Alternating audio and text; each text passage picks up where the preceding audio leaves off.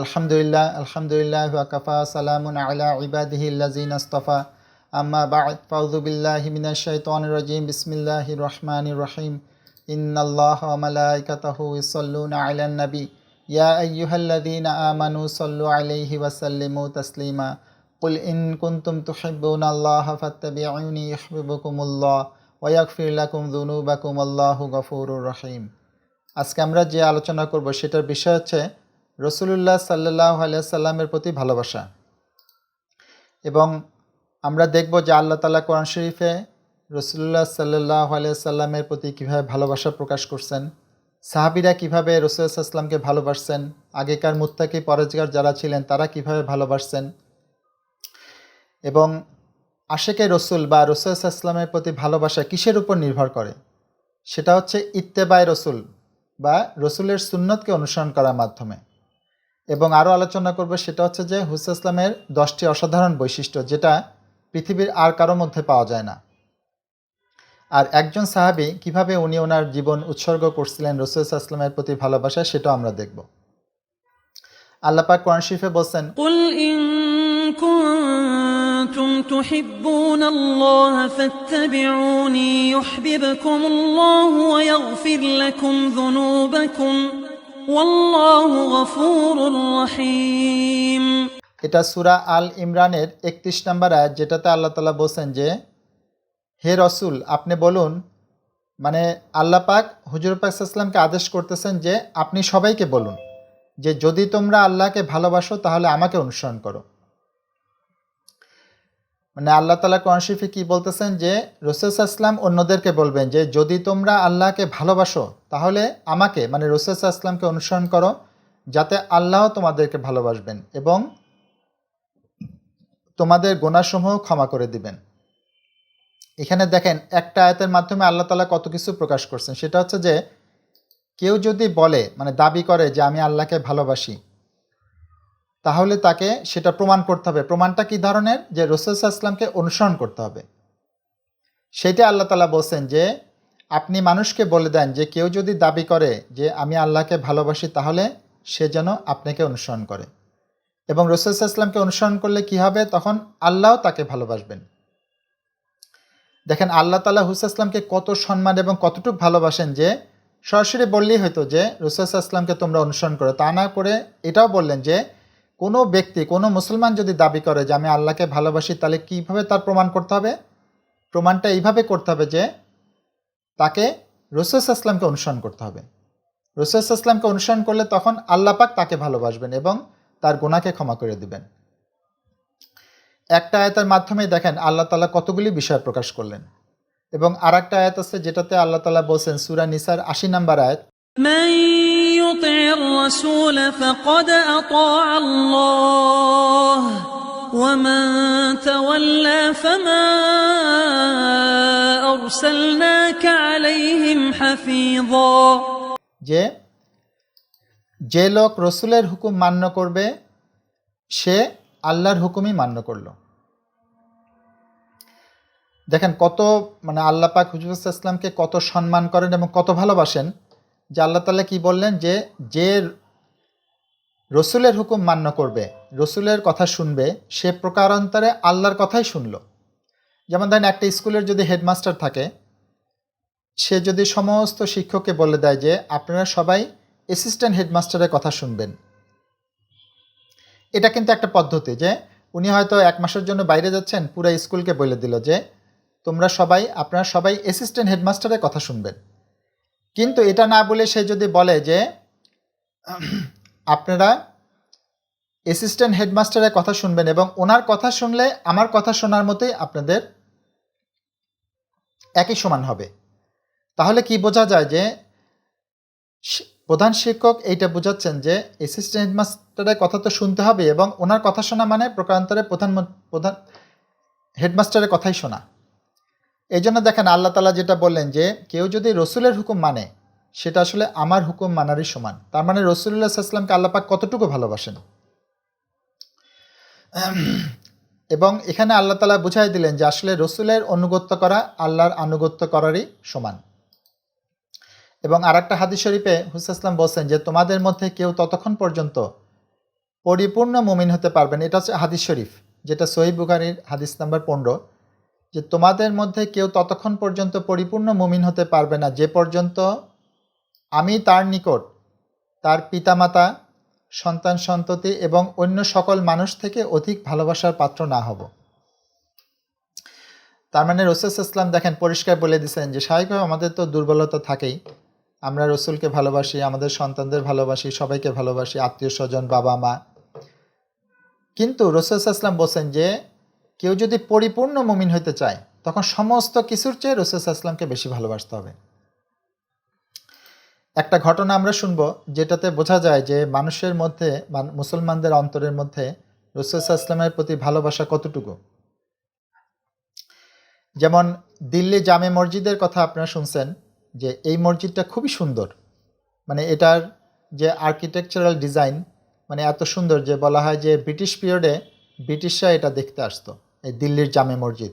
এবং এখনও নাকি অনেকে বলে যে যারা ওই মসজিদ দেখতে গেছে যে মাঝে মাঝে ফরেনার দেখা যায়, কারণ এগুলি সব মোগল পিরিয়ডে করা, মোগল পিরিয়ডে যেসব আর্কিটেকচারাল মনুমেন্ট ছিল সেগুলি খুবই সুন্দরভাবে করা ছিল। এই দিল্লির জামে মসজিদে একবার এক ব্রিটিশ উনি ওই দেখতে গেছেন। দেখতে যাওয়ার সময় এই জামে মসজিদের সামনে এক ভিক্ষুক ছিল। সে যখনই এই ব্রিটিশ ঢুকতে গেছেন তখন এই ভিক্ষুক কিছু সাহায্য চাইছেন। তখন এই ব্রিটিশ ওনার পকেট থেকে, মানিব্যাগ থেকে কয়েকটা টাকা বের করে ওই ভিক্ষুকে দিয়ে পরে উনি ওনার মতো মসজিদ দেখছেন, ভিতরে প্রবেশ করেন নাই, বাইরের থেকে দেখেই তো উনি অভিভূত, দেখে চলে আসছেন। কিন্তু উনি একটা জিনিস খেয়াল করে নাই যে উনি যখন ওই টাকা দিচ্ছিলেন সেই সময় তার পকেট থেকে মানিব্যাগ পড়ে গেছিল। উনি তো বাসায় চলে আসছেন, বাসায় চলে এসে যখন পকেটে হাত দিচ্ছেন দেখে যে পকেটে মানিব্যাগ নাই। তখন উনি কিছুতেই খেয়াল করতে পারতেছিলেন না যে মানিব্যাগটা আসলে কোথায় পড়ছেন। কারণ আমরা অনেক সময় দেখি যে যে সময় পড়ে যায় সে সময় তো কেউ টের পায় না, এই জন্য উনি তো কয়েকটা জায়গায় গেছেন, এই জন্য খেয়াল করতে পারতেছিলেন না যে মানিব্যাগটা আসলে কোথায় পড়ে গেছে। এখন পরের সপ্তাহে ওনার স্ত্রী বা ওয়াইফ সেও দিল্লির জামে মসজিদ দেখার জন্য তার হাজব্যান্ডের সাথে পরের সপ্তাহে আবার আসছেন। কারণ হাজব্যান্ড যে যখন খুব প্রশংসা করছেন তখন ওয়াইফ বলছেন যে তাহলে আমিও দেখতে যাব। সে যখন দেখতে আসছেন তখন ওই ভিক্ষুক বলে ওনাকে ডাক দিছেন, বলেন যে স্যার আপনি কি খেয়াল আছে গত সপ্তাহে আপনি এখানে আসছিলেন? বলে যে হ্যাঁ। বলে যে আপনার একটা মানিব্যাগ পড়ে গেছিলো যেটা আমি রেখে দিছি, এই নেন সেই মানিব্যাগ। তখন তো এই ব্রিটিশ সে মানিব্যাগটা খুলে দেখা যে তার মানিব্যাগে অনেক টাকা ছিল এবং সমস্ত টাকাই রয়ে গেছে। উনি একটু অবাক হয়ে গেছেন, বললো যে তুমি কি কোনো টাকা নাও না এখান থেকে? বলে যে না। বলে যে তুমি তো ইচ্ছা করলে নিতে পারতা, তুমি কি দেখছিলা যে এখানে অনেক টাকা আছে? তখন এই ভিক্ষুক বলতেছেন, ফকির বলতেছেন যে হ্যাঁ আমি আসলে দেখছি, কিন্তু একটা কথা আমার একবার ইচ্ছা হয়েছিল, কারণ প্রচুর টাকা, আমি তো জীবনে এত টাকা দেখি নেই, একবার ইচ্ছা হয়েছিল কিন্তু একটা কথা মনে হয় আমি আর আপনি টাকা নিইনি। তখন বলছে কি কথা? বলে যে কিয়ামতের দিন যখন বিচার হবে আমি একটা কথা শুনছি আলেমদের থেকে, সেটা হচ্ছে যে উম্মত যে নবীর অনুসারী তার পিছনে তারা দাঁড়াবে। তার মানে আপনি দাঁড়াবেন ঈসা ইসলামের পিছনে আর আমি দাঁড়াবো হজরত মুহাম্মদ সাল্লাল্লাহু আলাইহি সাল্লামের পিছনে। এখন তখন যদি আপনি অভিযোগ করেন আল্লাহ তাআলার কাছে যে হে আল্লাহ তাআলা, হজরত মুহাম্মদের এক উম্মত আমার মানিব্যাগ চুরি করছেন, তখন সেটা তো আমার জন্য একটা বিশাল অপমান হবে, কারণ আমার রসুলের অপমান হবে।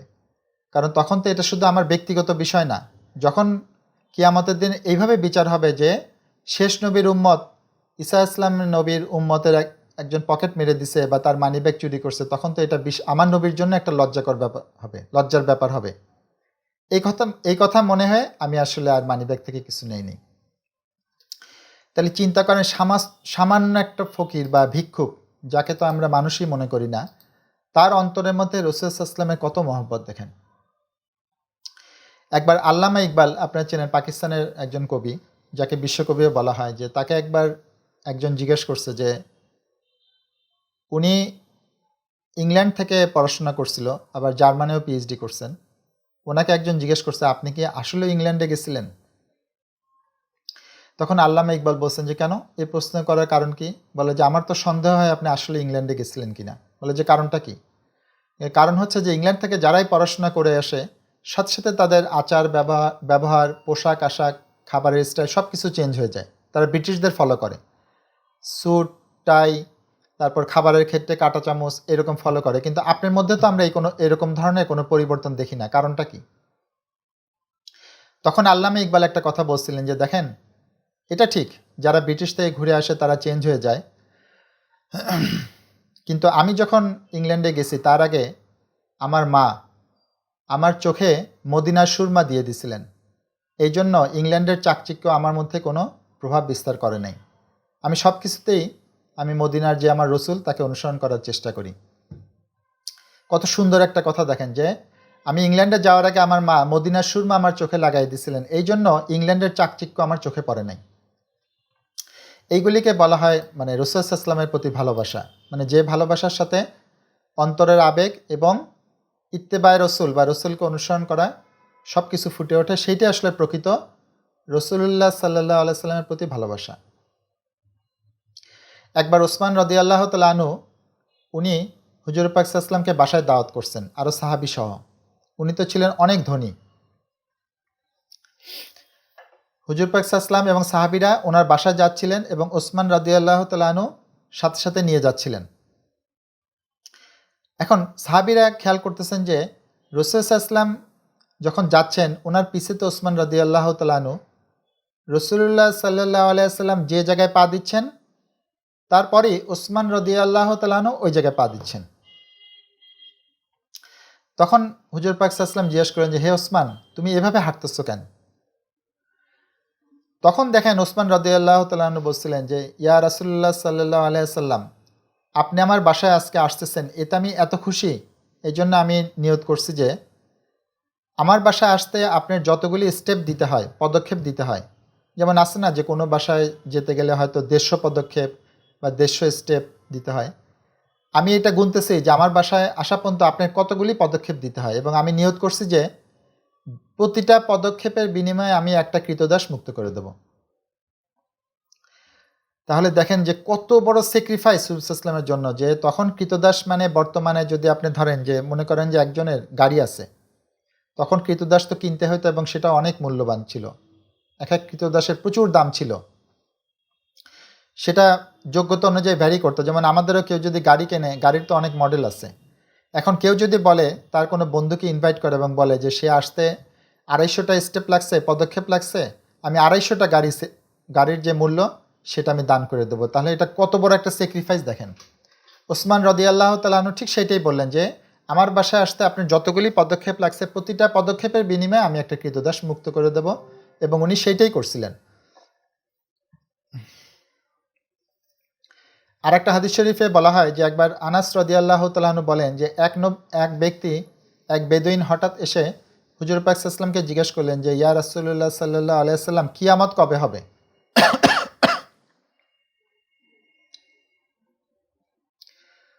তখন উনি ওই বেদুইন এসে জিজ্ঞেস করলেন যে ইয়া রাসূলুল্লাহ সাল্লাল্লাহু আলাইহি ওয়াসাল্লাম, কিয়ামত কবে হবে? তখন হুজুর সাল্লাল্লাহু আলাইহি ওয়াসাল্লাম বললেন যে কিয়ামতের জন্য তুমি কি প্রস্তুতি নিয়েছো, মানে কিয়ামত তো হবে ঠিকই, এর জন্য তোমার প্রস্তুতি বা প্রিপারেশন কি? তখন ওই সাহাবী বললেন যে আমি তো তেমন প্রস্তুতি নিতে পারি নাই, তবে একটা বিষয় আমি বলতে পারি যে আমি আল্লাহ এবং তার রসুলকে ভালোবাসি। তখন হুজুর পাক সাল্লাল্লাহু আলাইহি ওয়াসাল্লাম বললেন যে যে যাকে ভালোবাসে কিয়ামতের দিন তার হাসর নসর বা বিচার তার সাথেই হবে, সে তার সাথেই থাকবে। যে যাকে ভালোবাসে কিয়ামতের দিন সে তার সাথে থাকবে। এই সাহাবী বলতেছেন যে এই কথা শুনে আমরা এত খুশি হয়েছিলাম, কারণ আমরা অন্তর থেকে হুজুর পাক সাল্লাল্লাহু আলাইহি ওয়াসাল্লামকে ভালোবাসতাম। এবং ওই সাহাবী পরে বলছিলেন যে আমার আমল তো আবু বকর, ওমর রাদিয়াল্লাহু তাআলা ওনাদের মতো না, কিন্তু তাদেরকে ভালোবাসার কারণে আমি আশা করি যে আমি কিয়ামতের দিন তাদের সাথে থাকতে পারবো। এই জিনিসগুলি অনেক চিন্তার বিষয় আছে যে এই ভালোবাসা, রাসূল সাল্লাল্লাহু আলাইহি ওয়াসাল্লামের প্রতি ভালোবাসা কিন্তু ঈমানের অঙ্গ। এটা কিন্তু এরকম না যে কারো ইচ্ছা হলে ভালোবাসলো, কারো ইচ্ছা হলে ভালোবাসলো না, বিষয়টা তেমন না, এটা হচ্ছে ঈমানের অঙ্গ। এই জন্য এটা পরিপূর্ণ করার জন্য আমাদের চেষ্টা করতে হবে যতটুকু সম্ভব, এবং কোনো একটা কথায় কাজে যেন বেয়াদবি প্রকাশ না পায় এবং প্রতিটা কথায় কাজেই যেন তার প্রতি ভালোবাসা প্রকাশ পায়, সেটাই প্রমাণ করতে হবে। আপনার আরেকজন স্কলারের নাম শুনছেন, হজরত রশিদ আহমদ গাঙ্গুই রহমতুল্লাহ আলাই। উনি দেওবন্দের একজন খুব নামকরা স্কলার ছিলেন, আনুমানিক 70-80 বছর আগে। উনি একবার মাদ্রাসার ছাত্রদের পড়াচ্ছিলেন। তখন তো দেওবন্দে অত বিল্ডিং ছিল না, মানে তখন ছাদ ছিল না। একটা গাছের নিচে উনি বাচ্চাদের পড়াচ্ছেন, এর মধ্যে হঠাৎ বৃষ্টি আসছে। ছাত্ররা স্বাভাবিক কী হয়, বৃষ্টির মধ্যে ছাত্ররা দৌড়ায় একটা মানে অন্য একটা ছায়ার নিচে বা কিছু একটা ছাদের নিচে যে দাঁড়াচ্ছে। এর মধ্যে বাচ্চারা খেয়াল করে যে ওস্তাদ নাই, মানে রশিদ আহমদ গাঙ্গুই যিনি ছিলেন স্কলার উনি নাই। পরে তাকায় দেখেন যে বাচ্চারা যখন দৌড়ায় চলে গেছে, বাচ্চাদের জুতাগুলি তো মানে ছাত্রদের জুতাগুলি তো ওই নিচে ছিল, উনি ওনার গায়ের চাদর বিছায় জুতাগুলি তুলতেছেন। ছাত্ররা তো দৌড়ে আসছে যে হুজুর এটা আপনি কী করেন, যে আমাদের জুতা আপনি, মানে বাচ্চারা তো দৌড়ানোর কারণে হঠাৎ বৃষ্টি আসার কারণে জুতাগুলি নিতে পারে নাই। ওস্তাদ নিজে ওই জুতাগুলি তুলে চাদরের উপর রাখতেছেন। তখন ছাত্ররা জিজ্ঞেস করছে যে হুজুর এটা আপনি কী করেন, আমাদের জুতা আপনি হাত দিয়ে ধরতেছেন।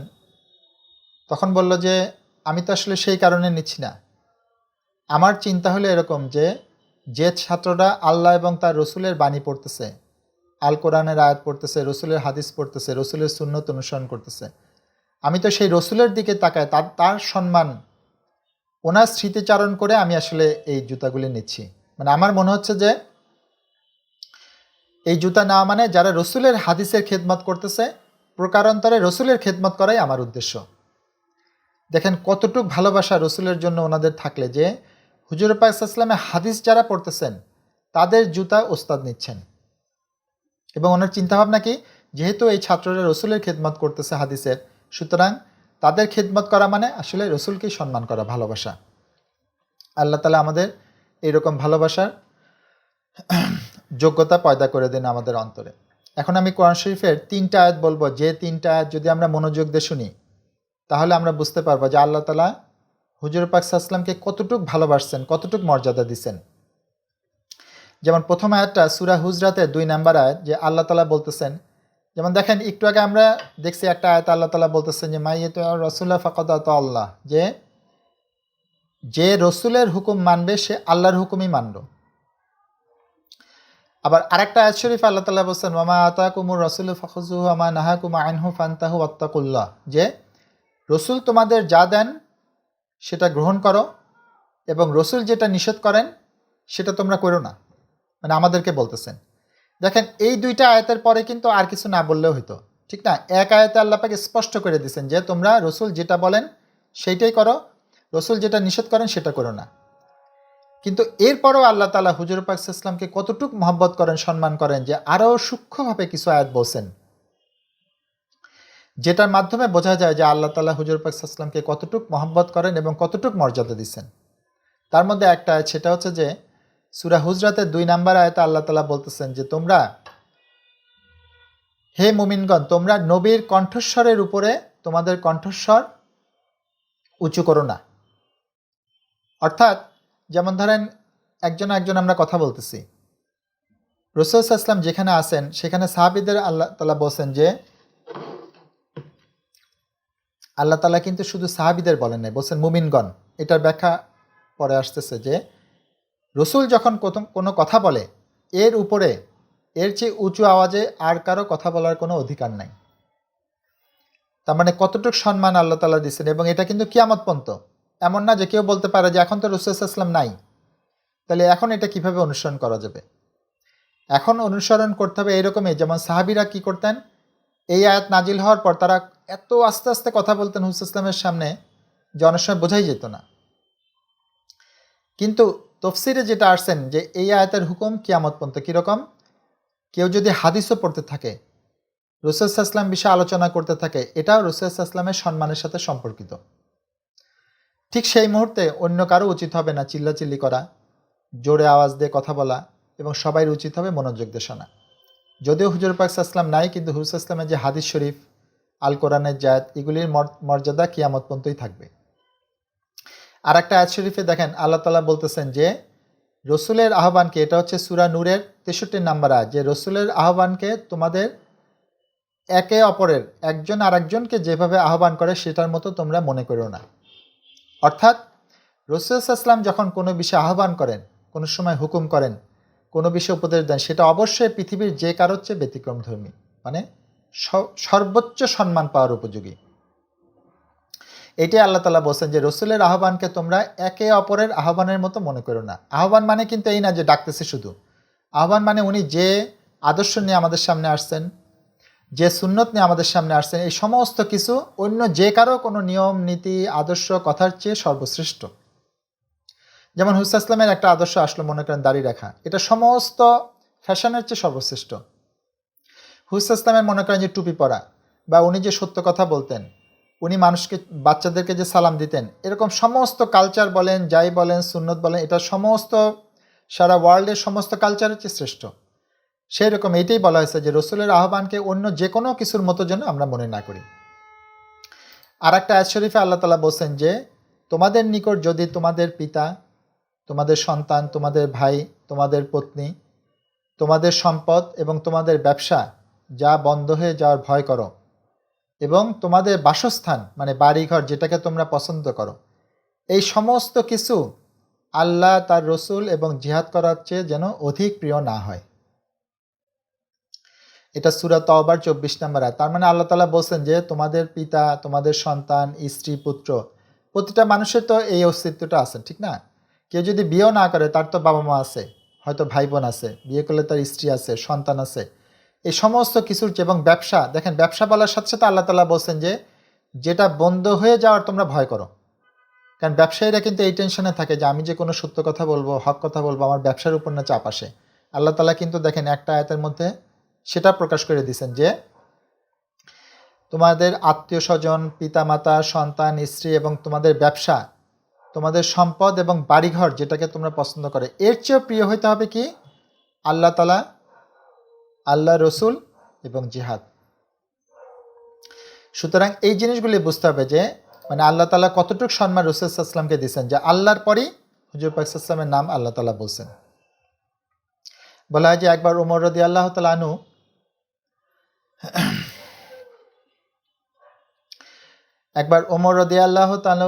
আনহু হুজুর পাক সাল্লাল্লাহু আলাইহি ওয়াসাল্লামের কাছে এসে বলতেছিলেন যে ইয়া রাসূল সাল্লাল্লাহু আলাইহি ওয়াসাল্লাম, পৃথিবীর সমস্ত কিছুর চেয়ে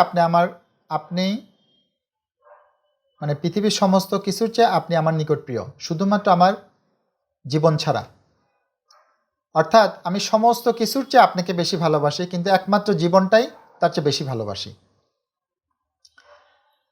তখন রাসূল সাল্লাল্লাহু আলাইহি ওয়াসাল্লাম বললেন যে হে ওমর, তুমি এখনও পরিপূর্ণ মুমিন হইতে পারো নাই।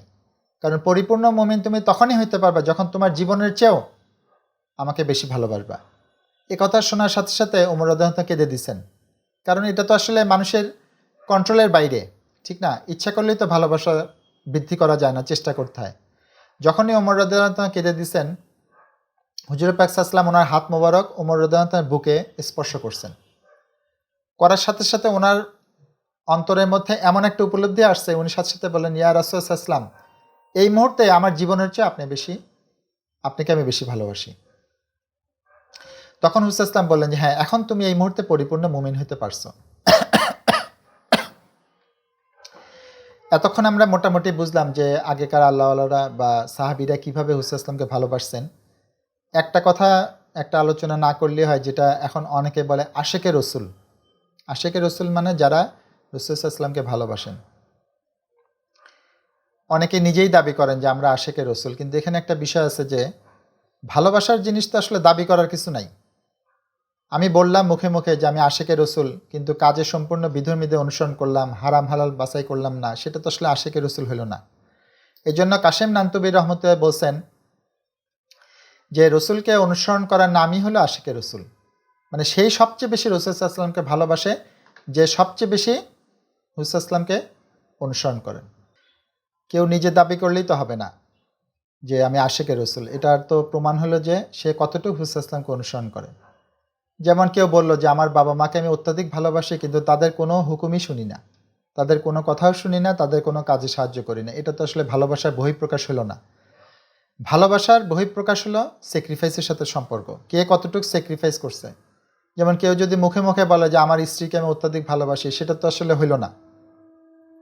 কাজে কর্মে কতটুকু প্রমাণ করতে পারবে, সেটাই হচ্ছে প্রকৃত ভালোবাসা। এই জন্য যেমন একবার বলা হয় যে ঈসা ইসলাম রাস্তা দিয়ে যাচ্ছেন, এক ব্যক্তি তার হাতে রুটি এবং পাশে একটা কুকুর, সেই ব্যক্তি কাঁদতেছে। কুকুরটাও মানে খুব কষ্টে, বোঝা যাচ্ছে যে কুকুরটা অত্যাধিক ক্ষুধার্ত। ঈসা ইসলাম জিজ্ঞেস করছেন যে তুমি কাঁদতেছো কেন, ওই ব্যক্তিকে জিজ্ঞেস করছেন। তখন ওই ব্যক্তি বলতেছিলেন যে আসলে আমার কুকুরটা এত ক্ষুধার্ত, আমার খুব খারাপ লাগতেছে, আমি কাঁদতেছি। বলে যে তাহলে তোমার হাতে তো রুটি আছে, রুটি দাও। বলে যে রুটি দিতে পয়সা লাগে না, এটা তো খরচ আছে, কিন্তু কাঁদতে তো আর খরচ নাই, এই জন্য আমি কেঁদে দিচ্ছি, যেটা আমার জন্য সহজ। এই ভালোবাসার তো আসলে লাভ নাই। হুসা ইসলামকে সেই সবচেয়ে বেশি ভালোবাসে যে সবচেয়ে বেশি অনুসরণ করে। আর আরেকটা হচ্ছে যে ভালোবাসার বহিঃপ্রকাশ হইতে হবে সুন্নত অনুযায়ী। আমি ছাদ থেকে লাভ দিলাম, বললাম যে হুসা ইসলামের জন্য আমি স্যাক্রিফাইস করলাম, এটা ভালোবাসা হলো না। কারণ ভালোবাসা প্রকাশ করতে হবে শরীয়ত সম্মত উপায়, সুন্নত অনুযায়ী।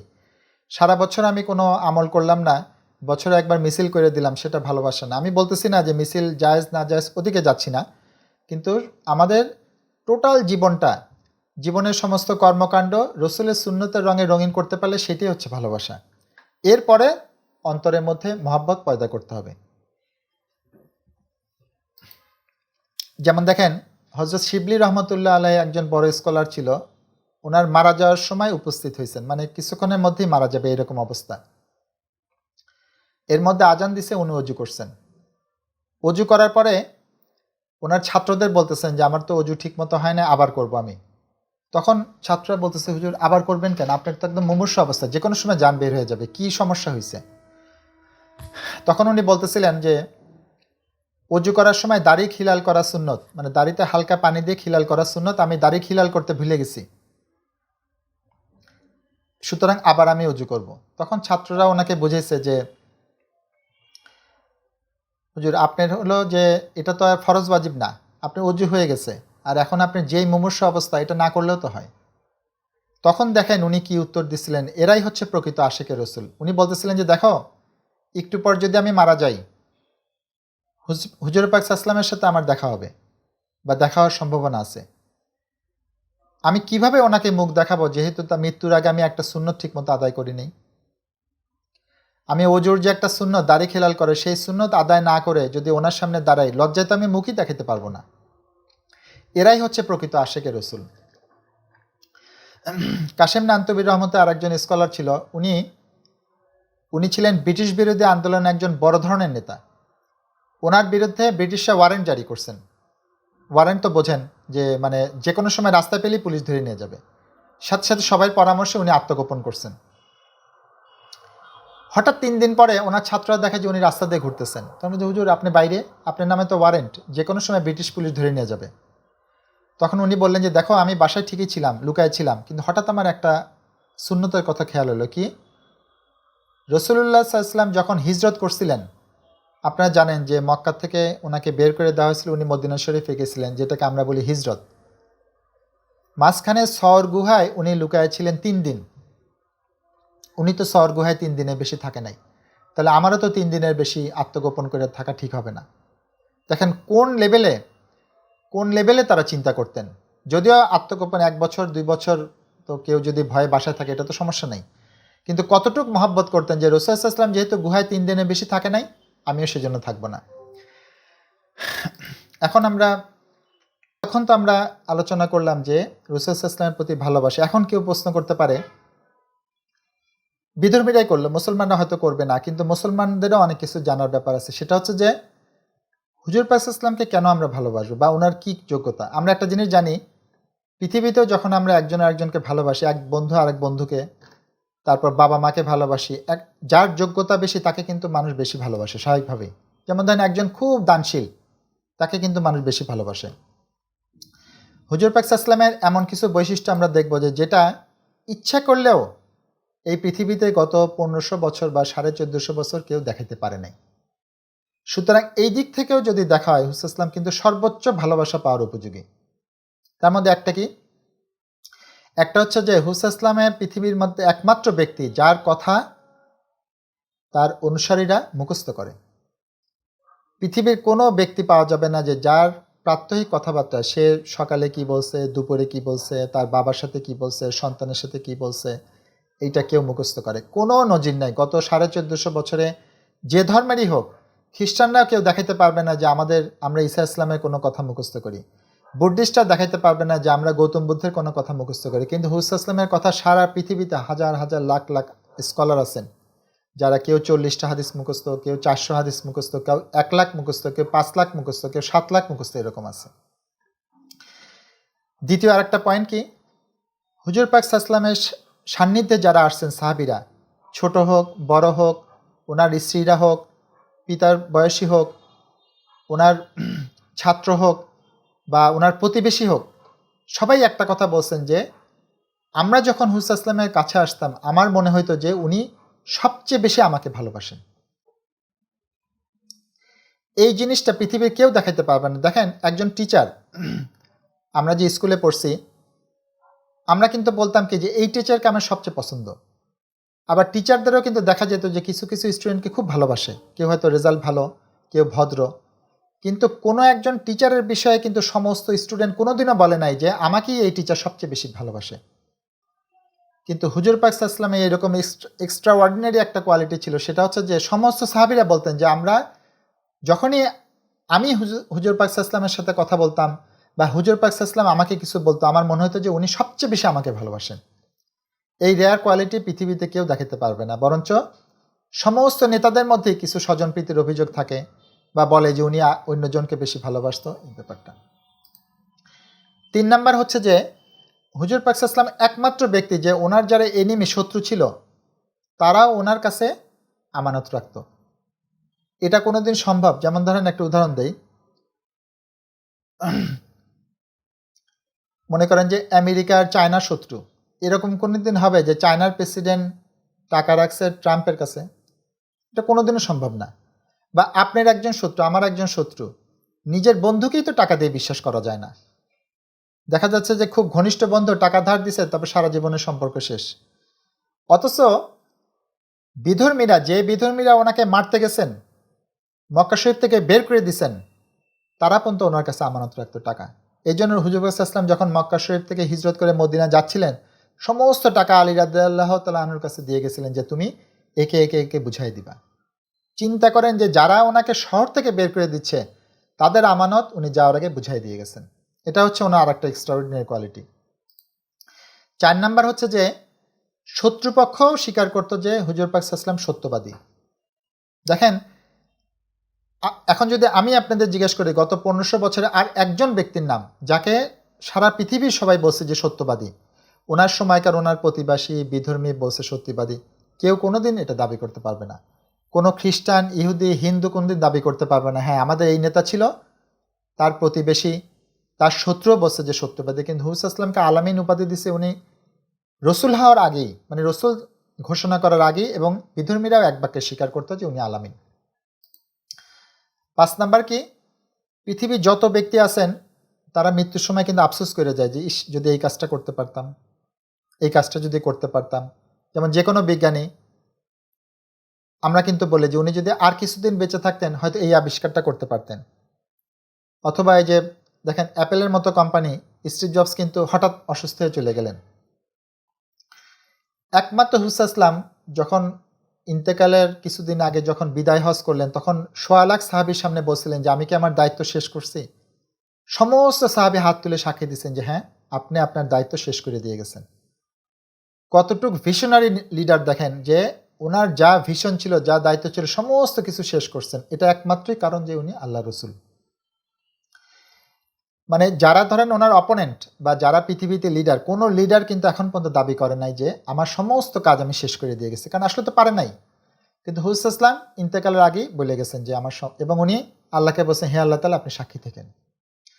এটা গেল 5 নাম্বার পয়েন্ট। 6 নাম্বার হচ্ছে যে একই সাথে কেউ পৃথিবীর এমন কোনো লিডারকে দেখাইতে পারবেন না যে লিডার হিসেবে সাকসেস, যে টিচার হিসেবে সাকসেস, যে সেনাপতি হিসেবে সাকসেস, যে রাষ্ট্রপ্রধান হিসেবে সফল, যে তার ফ্যামিলির কাছে সফল, যে সমস্ত বিষয়ে দানশীলতার ক্ষেত্রে সফল, তারপর বিপদে মানুষের আগায়, কোনো মানুষের বিপদে আগায় যাওয়া সেটার ক্ষেত্রে সফল, এবং সমস্ত ক্ষেত্রে কোনো একটা সেক্টরে কেউ বলতে পারবে না যে এই ক্ষেত্রে উনি ফেইলার হয়েছে,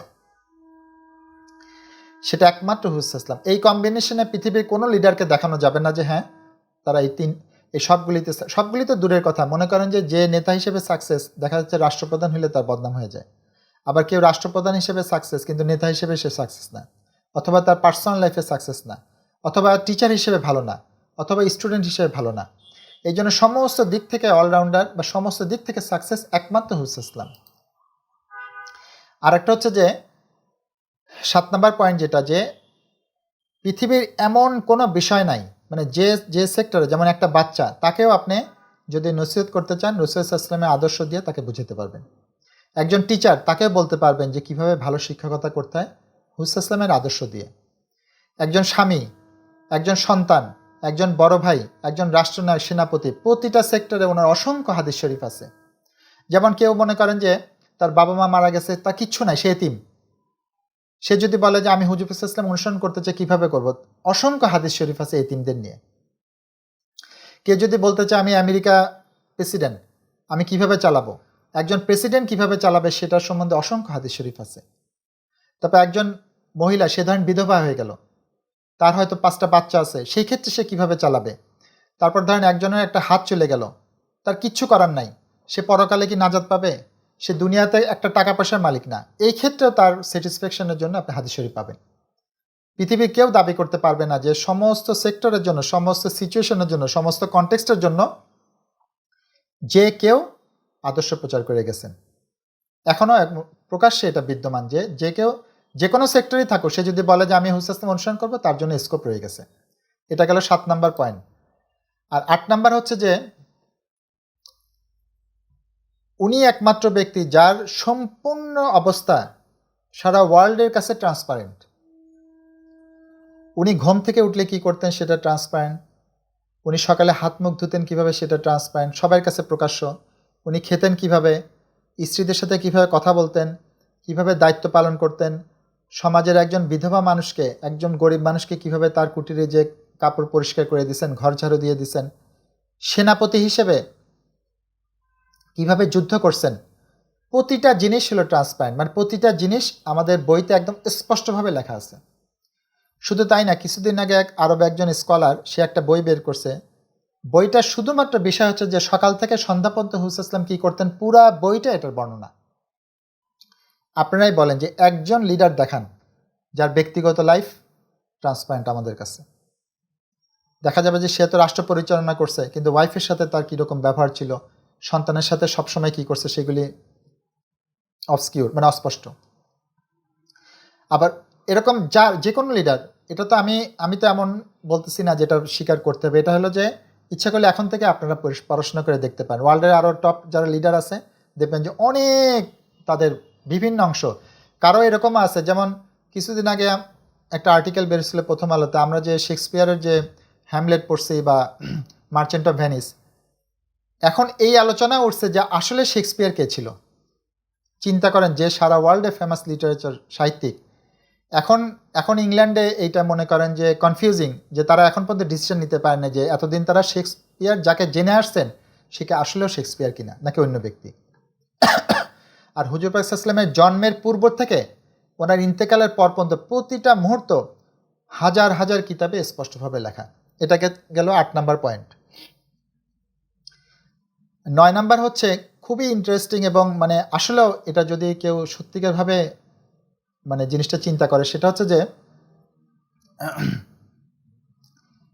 হুজুর পাক সাল্লাল্লাহু আলাইহি ওয়াসাল্লামের হাদিস শরীফ যারা সংগ্রহ করছেন, আপনারা জানেন যে হুজুর সাল্লাল্লাহু আলাইহি ওয়াসাল্লামের প্রতিটা কথাকে আমরা হাদিস শরীফ বলি। এই হাদিস শরীফগুলি তো মুহাদ্দিসরা সংগ্রহ করছেন, বই আকারে লিখছেন, কেউ বর্ণনা করছেন, যেমন সিয়াসিতে ইমাম বুখারী রহমতুল্লাহ, ইমাম তিরমিজি রহমতুল্লাহ, এনারা লিখছেন। অসংখ্য হাদিস শরীফের কিতাব আছে, এবং রাবি যারা বর্ণনা করছেন তাদেরকে বলে রাবি।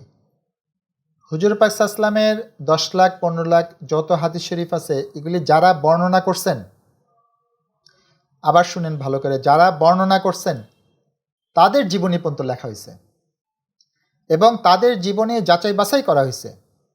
যদি এরকম দেখা গেছেন যে কোনো একজন বর্ণনাকারী সে জীবনে মিথ্যা কথা বলছে, তখন তার থেকে কোনো বর্ণনা নেওয়া হয়নি। আপনারাই বলেন যে পৃথিবীর এমন কোনো ব্যক্তি আছেন যে তার জীবনী যারা লিখছেন তাদের জীবনী লেখা হয়েছে? যেমন দেখবেন যে এই ম্যালকম এক্স একজন লিডার ছিল আমেরিকার, তার অটোবায়োগ্রাফি আত্মজীবনী লিখছেন অ্যালেক্স হেলি। অ্যালেক্স হেলির তো আত্মজীবনী নাই, বা থাকলেও অ্যালেক্স হেলি জীবনে সত্যি কথা বলছে কিনা, মিথ্যা কথা বলছে কিনা। তারপর কিছুদিন আগে স্টিভ জবসের একজন জীবনী লিখছেন, এক জুইশ আইজাক নাম, তার জীবনী কিন্তু আমাদের কাছে অস্পষ্ট। এখন সে কি সত্য লেখছে নাকি মিথ্যা লেখছে এগুলি কিন্তু আমরা যাচাই বাছাই করতে পারি না। সবাই অসংখ্য জীবনী লেখক আছে, বিভিন্ন সাহিত্যিকের, কবিদের, রাষ্ট্রনায়কের, কিন্তু তাদের জীবনী তো আমরা যাচাই বাছাই করিনি। কিন্তু এটা একটা আশ্চর্য, হুসা ইসলামের হাদিস শরীফ নিয়ে যতজন রাবি কাজ করছেন তাদের জীবনী লেখে যাচাই বাছাই করা হয়েছে, এবং যারা একটা মিথ্যা কথা জীবনে বলছেন তাদেরকে বাদ দেওয়া হয়েছে। এটা হুসা ইসলামের একটা ব্যতিক্রমধর্মী বৈশিষ্ট্য। আর 10 নাম্বার হচ্ছে যে একই ব্যক্তি, আপনারা দেখেন যে আমরা গত 1500 বছরে কি এরকম একজন দেখাইতে পারবেন যে সমাজের এতিম অবস্থায় জন্মগ্রহণ করে উনি ধর্মপ্রচারক হয়েছেন, নেতা হয়েছেন, রাষ্ট্রপ্রধান হয়েছেন, এবং সমাজ থেকে সম্পূর্ণ ড্রাগস নির্মূল করে দিচ্ছেন, সমস্ত অ্যালকোহল নির্মূল করে দিচ্ছেন, এবং যেখানে মেয়েদের জীবন্ত কবর দেওয়া হয়তো সেখানে উনি বলছেন যে মায়ের পায়ের তলে সন্তানের বেহেশত। এবং উনি নিজে রাষ্ট্রপ্রধান ছিলেন, কিন্তু সেই অবস্থায় উনি রাষ্ট্রপ্রধান থেকেও যুদ্ধ পরিচালনা করছেন এবং যুদ্ধে সবচেয়ে সামনে ছিলেন। এই 1500 বছরে একজন রাষ্ট্রপ্রধান দেখান যে যুদ্ধে সামনে থেকে যুদ্ধ করছেন হুসা ইসলাম ছাড়া। বরঞ্চ আমরা তো জানি যে রাষ্ট্রপ্রধানদের তো যুদ্ধে যাওয়ারই নিয়ম নাই যুদ্ধ ফিল্ডে বর্তমানে, কিন্তু রাসূল সাল্লাল্লাহু আলাইহি ওয়াসাল্লাম এই সমস্ত কাজগুলি বাস্তব প্রয়োগ করে দিয়ে গেছেন। তার মানে উনি ইমপ্লিমেন্ট করে দিয়ে গেছেন, এইটার নজির পৃথিবীর ইতিহাস আর নাই। সুতরাং যদি এই দিক থেকে দেখা হয় তাহলে মনে করেন যে রাসূল সাল্লাল্লাহু আলাইহি ওয়াসাল্লামের মতো যোগ্যতা আর কেউ নাই। এই যোগ্যতা তো এমনি ভালোবাসার দাবিদার। এই জন্য আল্লামা ইকবাল একটা কবিতায় বলছেন যে অসম্ভব সুন্দর একটা লাইন বলছেন যে তুমি স্রষ্টাকে অস্বীকার করতে পারো, কারণ তোমার এই লজিক আছে যে তুমি দেখো নাই, কিন্তু তুমি হুসা ইসলামকে অস্বীকার করো কি হবে? তুমি স্রষ্টাকে অস্বীকার করতে পারো, কিন্তু তুমি প্রফেট মুহাম্মদকে অস্বীকার করো কি হবে? কারণ উনি তো বাস্তব আমাদের সামনে ছিলেন, উনি পৃথিবীর বুকে এসে সব কিছু প্রমাণ করে দিয়ে গেছেন, সব কিছু ইমপ্লিমেন্ট করে দিয়ে গেছেন, এবং এই নজির তো পৃথিবীর ইতিহাসে কেউ নাই। সুতরাং একমাত্র রাসূল সাল্লাল্লাহু আলাইহি ওয়াসাল্লামের কারণেও তো একজনের ইসলাম গ্রহণ করা উচিত। আমাদের আলোচনা মোটামুটি শেষের দিকে, শেষ মুহূর্তে আমি একটা ঘটনা, সাহাবীদের রাসূল সাল্লাল্লাহু আলাইহি ওয়াসাল্লামের প্রতি যে আত্মত্যাগ, এরকম লাস্ট একটা ঘটনা বলে আজকে আলোচনা শেষ করব। সেটা হচ্ছে যে হযরত খুবাইব রাদিয়াল্লাহু তাআলা আনহু একজন সাহাবী ছিলেন, যাকে মক্কার কুরাইশরা, মানে উনি মক্কাতে আটকা পড়ছিলেন, পরে মক্কার কুরাইশরা তাকে ধরে নিয়ে যায় এবং শুলে চড়ানোর জন্য রেডি করে, যে মানে হত্যা করবে। তখন হুজুর পাক সাল্লাল্লাহু আলাইহি ওয়াসাল্লাম সাহাবীরা ছিলেন মদিনা শরীফে, সুতরাং এখানে তো প্রতিরোধ করার কোনো উপায় নাই। প্রথমে ওনাকে একটা গৃহে বন্দি করা হয়। বন্দি করার পরে একজনকে দায়িত্ব দেওয়া হয় যে তোমার বাসায় হযরত খুবাইব থাকবে, আমরা কিছুদিন পরে তাকে আমরা শুলে চড়াবো, হত্যা করব। এবং তাকে বলা হয়েছিল যে ওই গৃহকর্মীকে যে খবরদার যেন সে পালায় না যায়। হযরত খুবাইব রাদিয়াল্লাহু তাআলা ওনার মতো নামাজ পড়তেন, কিন্তু সেকল দিয়ে উনি বাধা ছিলেন, কারণ যেতে পলায় না যেতে পারে। এর মধ্যে ভুল করে ওনার হাতে, মানে যে বাসায় ওনাকে রাখা হয়েছিল, ওই বাসার মালিক ভুলে তার পাশে একটা ছুরি রাখছিল, ছুরি ছিল আর কি, ওনার হাতে ছুরিটা পৌঁছায় যায়। তখন বাসার মালিকের হঠাৎ খেয়াল হলো যে আরে এই ছুরি তো মনে হয় তার কাছে পৌঁছায় গেছে, এবং সেই বাসায় একটা বাচ্চাও ছিল, মানে মালিকের বাচ্চা। সে দৌড়ায় যায়, দেখে যে বাচ্চাটা খুবাইব রাদিয়াল্লাহু তাআলা একদম পাশে বসা, কথা বলতেছে তার সাথে। তখন মালিক তো ভয় পেয়ে গেছে। বন্দি করা হয়েছে একটা বাসায়, বাসার যে মালিক ভুলে তার ছেলে আর কি, বাচ্চা তো ছেলে বোঝে নাই, তখন খুবাইব রাদিয়াল্লাহু তাআলার কাছে যে গল্প করতে থাকে, এই মুহূর্তে তার হাতে ছুরিটাও পৌঁছায় যায়, ছুরিটা পাশেই ছিল। এখন মালিক তো মনে করছে ঠিকই আমার ছেলেকে সে মেরে ফেলছে, কারণ তাকে তো বন্দি করা আছে এবং হত্যা করার জন্যই বন্দি করা আছে। যখনই মালিক দৌড়ায় যায় ঢুকছেন, তখন খুবাইব রাদিয়াল্লাহু তাআলা বুঝতে পারছেন যে বাবা বা মা সে আর কি ভয় পেয়ে গেছে, তখন বলছে তুমি ভয় পেও না, আসলে এই বাচ্চার তো কোনো দোষ নেই, আমি বাচ্চাকে কোনো কিছু করব না বলে বাচ্চাটাকে ছেড়ে দিয়েছেন। এবং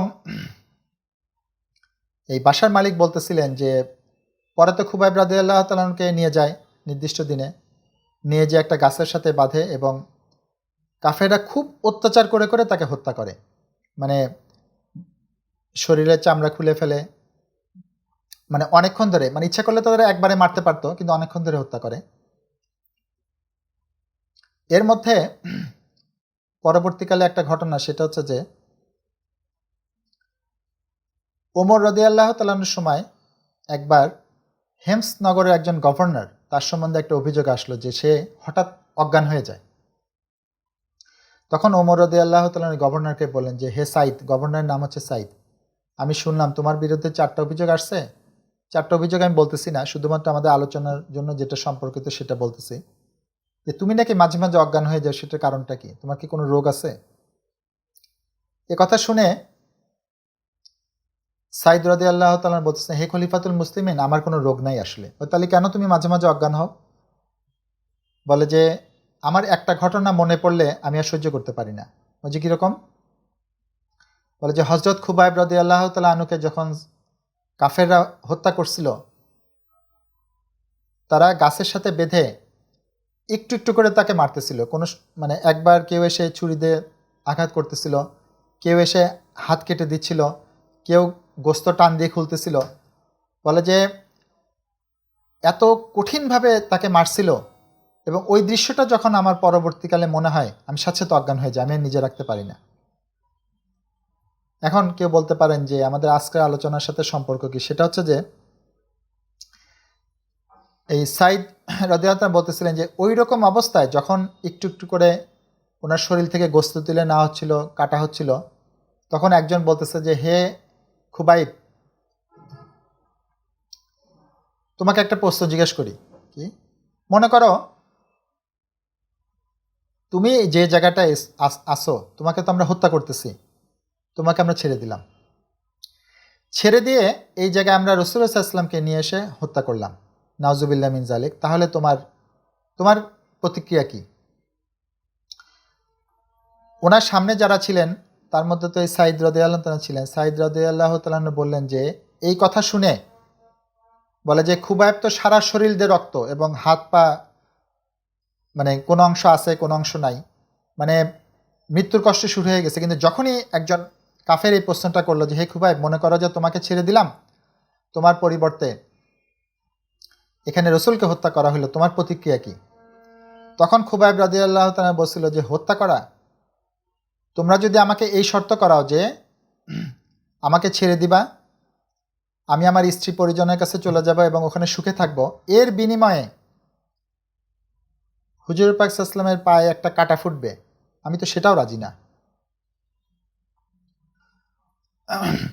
দেখেন মানে কি মহব্বত দেখেন। বলে যে হত্যা করা তো দূরের কথা, বলে যে ওই মুহূর্তে সে বলে যে বাঘের মতো সে গর্জন করে উঠছে যে হত্যা করা তো বহু দূরে, তোমরা যদি আমাকে সম্পূর্ণ মুক্ত করে দাও, আমি আমার ফ্যামিলির কাছে, পরিবারের কাছে ফিরে যাই, কিন্তু এই শর্তে যে শুধুমাত্র এর বিনিময়ে রাসূলুল্লাহ সাল্লাল্লাহু আলাইহি ওয়াসাল্লামের পায়ে শুধু একটা কাঁটা ফুটবে, এই শর্তেও আমি রাজি না।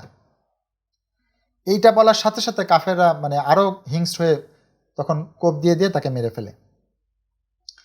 এটাই সাইদ রাদিয়াল্লাহু তাআলা বলতেছিলেন যে এই দৃশ্য যখনই আমার মনে হয়, তখন আমি নিজেকে আর ঠিক রাখতে পারি না, আমি অজ্ঞান হয়ে যাই। এবং আরেকটা জিনিস উনি বলছেন যে এরপরেই যখন কাফেররা তাকে হত্যা করতে থাকলো, তখন হযরত খুবাইব রাদিয়াল্লাহু তাআলা আসমানের দিকে তাকায় বলছিলেন যে হে আল্লাহ পাক, আমার রসুলের প্রতি আমি সালাম পাঠিয়ে দিলাম, হে আল্লাহ তাআলা, আমার রসুলের কাছে আমি সালাম পাঠিয়ে দিলাম। এবং পরবর্তীকালে সাহাবীরা বর্ণনা করছেন ঠিক ওই সময় রাসূল সাল্লাল্লাহু আলাইহি ওয়াসাল্লাম মদিনা শরীফে বসেছিলেন এবং বলতেছিলেন যে এই মুহূর্তে খুবাইব রাদিয়াল্লাহু তাআলাকে শহীদ করে ফেলা হয়েছে, এবং এটাও বলতেছিলেন যে ওয়ালাইকুম সালাম ওয়া রাহমাতুল্লাহ, খুবাইব আমার কাছে সালাম পাঠিয়েছেন, মানে আল্লাহ তাআলার সাথে সাথে ফেরেশতাকে জানাই দিয়েছেন, ফেরেশতার মাধ্যমে হুজুর পাক সাল্লাল্লাহু আলাইহি ওয়াসাল্লামকে জানাই দিয়েছেন। এইটাই হচ্ছে প্রকৃত মহব্বত। তাহলে আজকের আলোচনায় আমরা যে জিনিসগুলি শিখতে পারলাম সেটা হচ্ছে যে রাসূল সাল্লাল্লাহু আলাইহি ওয়াসাল্লামের প্রতি আল্লাহর ভালোবাসা, সাহাবীদের ভালোবাসা, সাহাবীদের জীবন উৎসর্গ, মুত্তাকি পরেজগার ব্যক্তিরা কীভাবে ভালোবাসছেন এবং রাসূল সাল্লাল্লাহু আলাইহি ওয়াসাল্লামের 10টি অনন্য বৈশিষ্ট্য যা বোঝা যায় যে পৃথিবীর আর কারোর মধ্যে নাই। আল্লাহ পাক আমাদের সবাইকে রাসূল সাল্লাল্লাহু আলাইহি ওয়াসাল্লামের প্রতি প্রকৃত ভালোবাসার তৌফিক দান করুন, নিয়মিত দরুদ শরীফ পড়ার তৌফিক দান করুন এবং আর একটা আলোচনা ছিল কিন্তু আমরা ওটা অন্য দিন করবো ইনশাল্লাহ হায়াত থাকলে। সেটা হচ্ছে যে রাসূল সাল্লাল্লাহু আলাইহি ওয়াসাল্লামের প্রতি যে অবমাননা হচ্ছে সেই বিষয়ে, কিন্তু এই বিষয়টা আমি ইচ্ছে করে এখন আনি নেই, কারণ এক আলোচনার মধ্যে এত বিষয় আনা যায় না। আমরা শুধুমাত্র জানলাম যে রাসূল সাল্লাল্লাহু আলাইহি ওয়াসাল্লামের প্রতি ভালোবাসা আমাদের কি দায়িত্ব। অন্য সময় আল্লাহ হায়াত দিলে আমরা এই আলোচনা করব। আমি আলোচনা এখানে শেষ করতেছি। হাদি, তুমি একটু আনমিউট হয়ে দোয়া করে দাও।